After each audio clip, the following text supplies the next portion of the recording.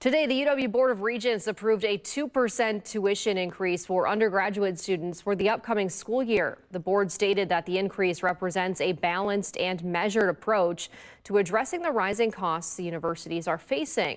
They also said the increase would help preserve affordability for students while ensuring the schools have the resources to keep providing high-quality education. The vote was a 15-1 decision and included an average $56 in separate fees in addition to tuition that would pay for student services and programs. Here's what the cost of tuition would look like at a few of the UW schools in our area next year. UW-Madison would cost over $12,000, UW-Platteville around $9,000, and UW-Whitewater nearly $9,000.